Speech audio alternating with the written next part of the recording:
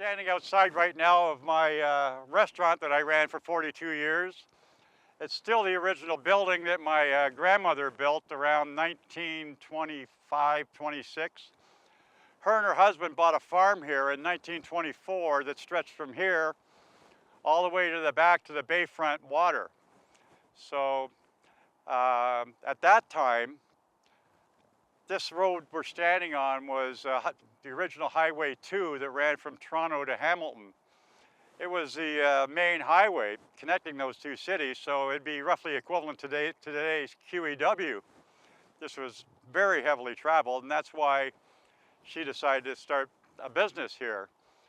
About 10 years before I was born, they moved the highway, or moved this road over to the other side of the road on the other side of the RBG. So we went from being the QEW to being nothing really, very little traffic. Before that happened, this is a busy, really busy corner.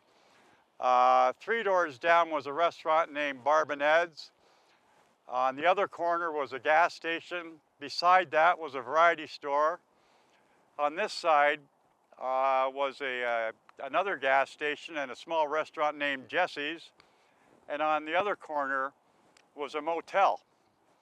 So you can see it was very busy, busy little corner. When they moved, after they moved the road, one by one, all these businesses failed because there was just no traffic anymore. My grandmother thought that she would go out of business too, but she hung in there, refused to give up, and she kept it going as everybody else failed, but she hung around here, and eventually the business came back and it flourished all over again. The road out front was Highway 2, which would be like the QEW today. And she thought to herself, "Gee, I bet you these people want something to eat when they're driving by." So she started selling tea and sandwiches and, just snacks and whatnot. And then she thought, well, they probably need somewhere to sleep at night maybe. So the odd time, if somebody needed somewhere to sleep, she would rent out a bedroom in her house to a traveler and kick my dad out. He'd have to go sleep in the barn or something so she could get a couple of bucks for somebody sleeping in the house. And then as time went by, she became the postmistress. But this was originally, at one time, a post office. And everybody in Aldershot from roughly King Road, probably even further down, to King Road roughly, would have to come here and get their mail. So she was very proud of that she was the postmistress. And the funny story was when they had to be sworn in at those days. And when they came to swear her in, she was out working in the farm, so they had to find her out in the middle of the farm and swear her in as a postmistress. I grew up in the house next door. My dad built the house next door by himself just before I was born. And actually he built the basement part first and put a floor on the basement. And then my brother and sister and my mom and dad had to live in the back here for about a year or two until my dad got enough money to finish the main floor of the house. And then they all moved in there when about 3 or 4 years before I was born. Obviously, I worked here a lot, so it wasn't, I never got paid. If I ever asked my dad to pay me, he'd say, "How do you like the shirt on your back?" And that was pretty much his answer if I asked to get paid. But it was a nice childhood. Everybody liked me because they wanted to get a free hot dog, But it was interesting growing up here, yeah. In the beginning, the restaurant was, when my grandmother built it was a fruit stand. You can see when you look around the different beams coming across as they added on. So that, as I say, it started as a fruit stand, then she started selling food, and then the post office was added. And at that time we had outhouses out the back, so just before I was born they added actual washrooms out the back. But the interior is still exactly, this counter and these booths were all original from around 1929, 28, something like that. The street names in Aldershot, Danforth, Boothman, and Easterbrook, were all family names. Easterbrook obviously after us. But at that time, back then, there's 3 Easterbrook brothers that owned farms all along Plains Road. Two of them own farms where Easterbrook Avenue and Boothman Avenue are. John Boothman is actually my great-great-grandfather, and his daughter married my other great-great-grandfather's son. So that's how Boothman became part of the family name. And Danforth, similarly, a woman named Danforth, our family had a daughter, and her name was actually Mary Danforth, married into our family, and she married in Easterbrook, so that's where the Danforth name comes from. Originally, Campbell's Corners, the official name in the old city maps then was Easterbrook's Corners, because another brother owned a farm right there called the Inverness. It was in behind where, roughly where the McDonald's is now at the corner of King and Plains Road. But back then, there was a big sign there saying Campbellville Inn with an arrow pointing up King Road, and that was the way to get to that hotel.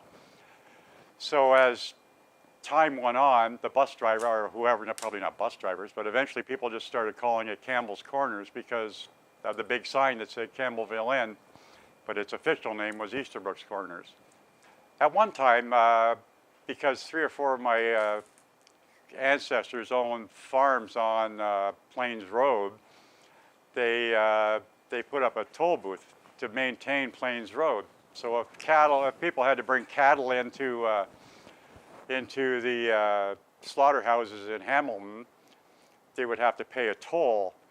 And I remember finding a bill of lading or an advertisement at one time, and it was like cows and pigs were a penny or 2 pennies to go across, but if you're a rider on horseback going to church, you could travel for free. I actually have a picture of that somewhere as well.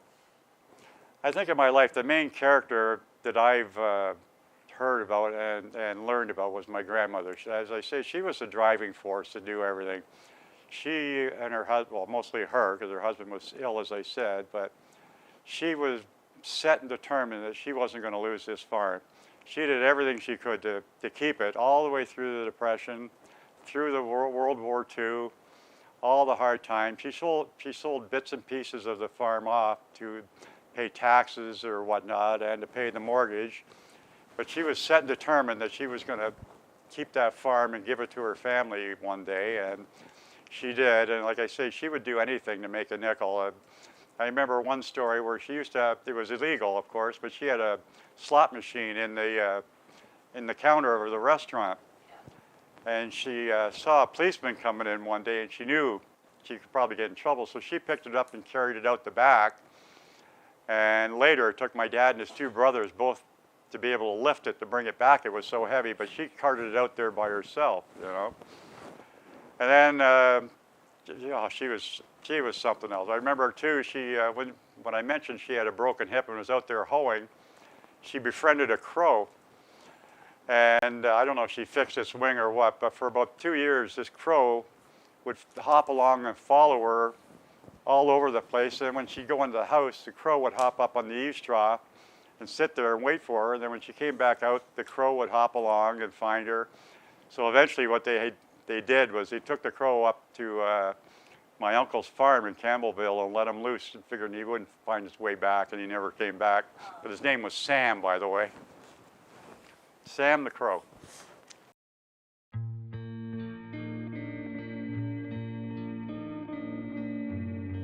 After 42 years, and sold it to my son, and he's doing a fantastic job now. I couldn't believe anybody would want it, but he did, and so I sold it to him, and just loves it, he seems like, and he's doing a great job. I couldn't be prouder. The future of the restaurant here, I think, is in good hands because my son Blake just loves it, and he's so proud of the history of it and everything. He has absolutely no intentions of selling it. Hopefully he has children someday that he can pass it on to. As of now, he doesn't, but I'm sure as long as he's alive, it'll be here and thriving. And I always told him, if it ain't broke, don't fix it. So he has no plans on any fancy renovations or anything. You know, he's just going to keep it the way it is and do the best he can and keep her going.